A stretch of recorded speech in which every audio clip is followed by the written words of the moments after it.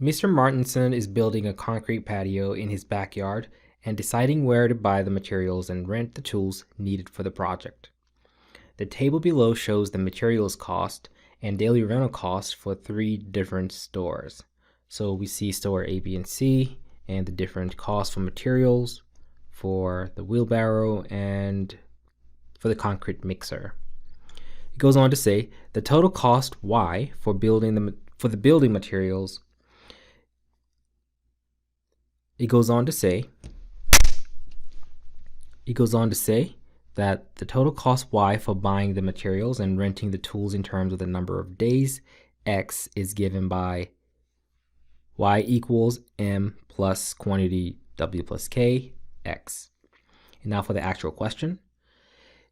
If the relationship between the total cost Y of buying the materials and renting the tools at store C and the number of days X for which the tools are rented is graphed in the XY plane, what does the slope of the line represent?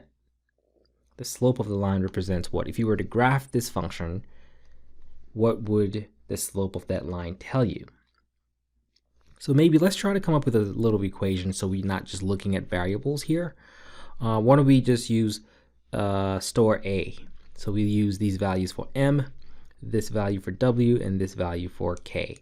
So Y equals 750 plus, in parentheses, we could do 15 plus 65 X.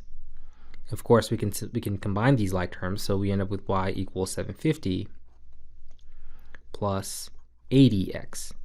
And to write this in true slope-intercept form, it would be Y equals 80X plus 750. So just translating what we've learned, let's move this up here actually where we have a little bit more room. So I'm just going to copy it down. So Y equals 80X plus 750. So just using interpretation, we know that 750 is the y-intercept, the constant, the starting point, right? So it looks like the starting cost, or rather the fixed cost, is 750. And then 80 is the slope, you know, the rate of change. So it looks like you're paying $80 per something. Per what? The cost of your rentals and the buying and the materials is determined by how many days. Because remember, we were told that X is days, the number of days X. So what does the slope of the line represent? Slope of the line, slope is 80.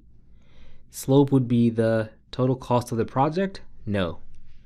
The total cost of the materials? No.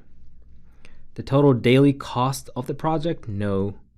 The total daily rental cost of the tools? Yeah, it cost us $80 per day plus the fixed amount to find the total cost. So it'd have to be D.